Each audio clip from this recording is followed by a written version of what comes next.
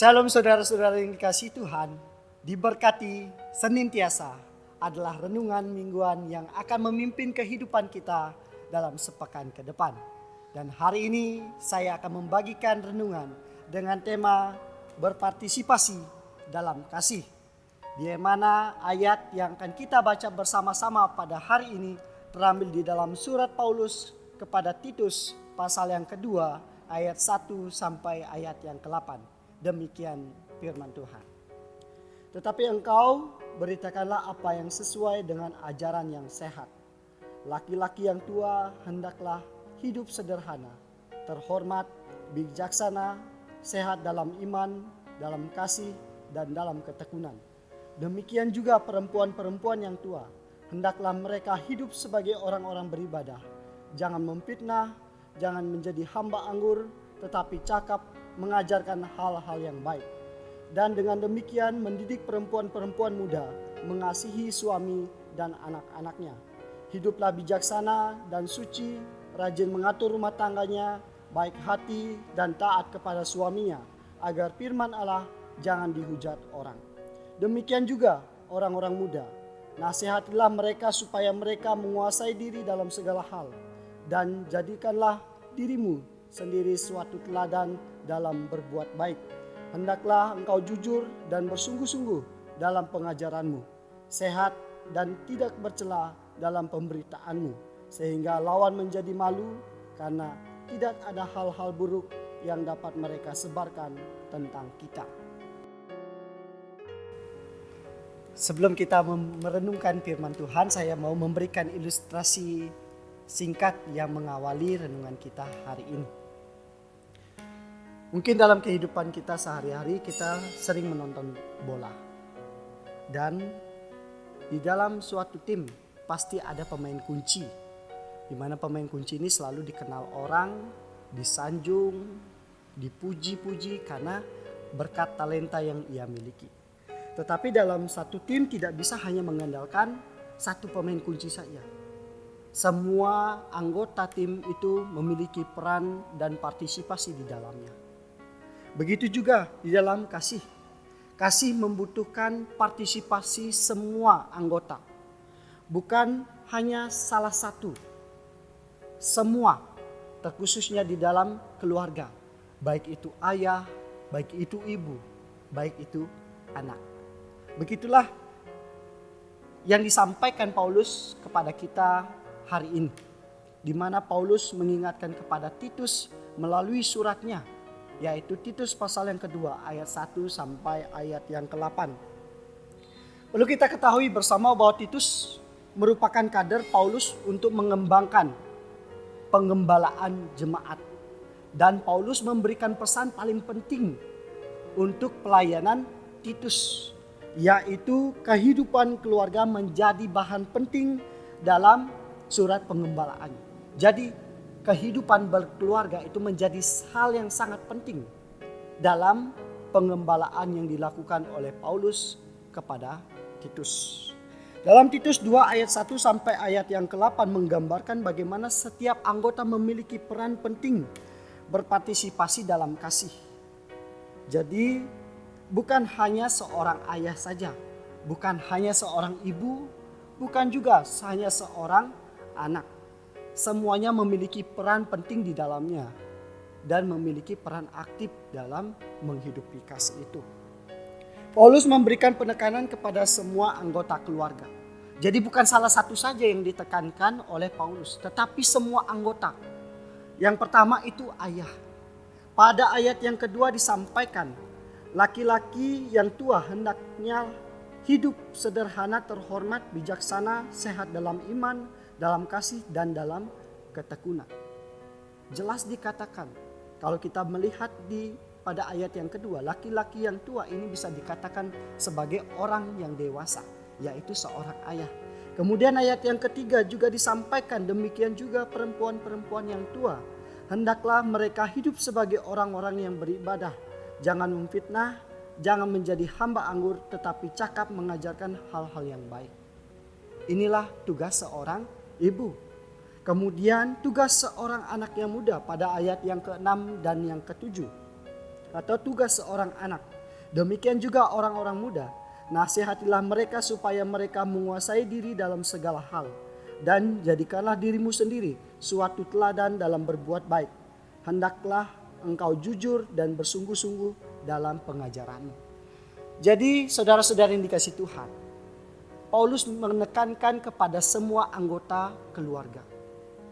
Seorang ayah diminta untuk hidup sederhana, tidak memamerkan apa yang ia miliki. Kemudian terus-menerus memiliki hikmat dan kebijaksanaan, terhormat, sehat dalam iman, dan juga dalam ketekunan. Itu menjadi pesan kepada seorang ayah. Kemudian seorang ibu juga ditekankan supaya rajin beribadah, jangan memfitnah atau menggunakan mulut kita dengan sembarangan. Kemudian cakap mengajarkan hal-hal yang baik kepada anak-anak kita. Kemudian kepada anak yang muda, juga kepada anak-anak, supaya bisa menguasai diri kita sendiri. Kemudian kita terus-menerus berusaha melakukan yang terbaik agar anak-anak muda itu bisa menjadi teladan dalam kehidupannya. Jadi peran pengembalaan ini menekankan pentingnya partisipasi dalam kasih. Di dalam kasih yang ditekankan Paulus ini, seorang ayah, ibu, dan anak, semuanya itu memiliki peran penting di dalamnya. Bukan hanya salah satu di antaranya. Kemudian contoh-contoh yang diberikan Paulus merupakan contoh-contoh yang dapat dilakukan, yang dapat dilihat, dan dapat dinilai oleh orang. Jadi 3 hal ini ditekankan oleh Paulus. Contoh konkret yang diberikan, bukan contoh yang belum pernah dilakukan oleh pribadinya. Sehingga dalam partisipasi dalam kasih ini menekankan dan mengajarkan kepada kita menjadi saksi-saksi Kristus di tengah dunia ini. Kita melakukan firman-Nya, kita dilihat oleh orang, dan kita dinilai. Itu yang menjadi tugas dan tanggung jawab kita sebagai orang percaya. Berpartisipasi tidak bisa saling menunggu satu sama lain. Contohnya seorang suami dan istri. Ketika suami berbuat baik, maka istri baru membalas kebaikan itu. Kalau demikian halnya, artinya kasih yang dihidupi adalah kasih yang transaksional dalam perdagangan. Ada tawar-menawar di dalamnya.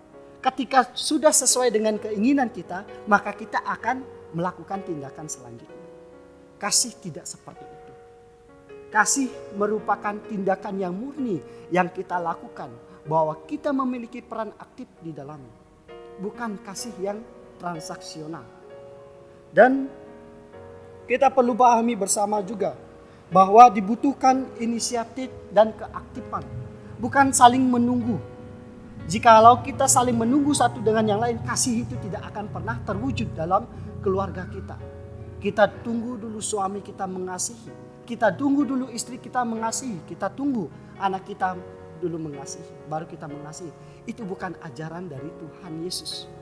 Ajaran yang Tuhan Yesus berikan, yang disampaikan kepada Paulus, mengingatkan kepada kita. Bahwa kasih yang kita hidupi adalah kasih yang Tuhan ajarkan. Di mana kasih itu terus-menerus kita lakukan dan usahakan dengan keaktifan. Dan juga partisipasi yang terus-menerus kita lakukan. Jadi setiap peran dalam kasih tidak ada peran besar maupun kecil. Orang tua memiliki peran besar dalam mengasihi anaknya. Tidak. Semuanya memiliki peran yang sama. Jadi tidak ada besar dan kecil dalam suatu tindakan kasih itu. Semuanya itu sama. Dan yang terpenting adalah kita tidak saling menunggu, tetapi berperan aktif di dalam menghidupi kasih itu. Sehingga kasih bukan hanya sekedar kata, tetapi tindakan seperti yang disampaikan Paulus. Tindakan yang bisa kita lakukan, tindakan yang bisa dilihat, dan tindakan yang bisa dinilai. Dan ketika hal itu kita lakukan, maka kasih Tuhan akan hadir dalam setiap keluarga kita dan juga dalam setiap relasi kita. Amin. Kiranya Tuhan Yesus memberkati kita semua. Mari kita berdoa. Terima kasih Tuhan untuk renungan yang mengingatkan kepada setiap kami. Terkhususnya kami sebagai orang yang percaya kepadamu, di mana terus-menerus kami merenungkan kebenaran firman-Mu, terkhususnya tentang kasih yang Tuhan ajarkan. Memang ya Tuhan, mudah sekali kami mengatakan kasih.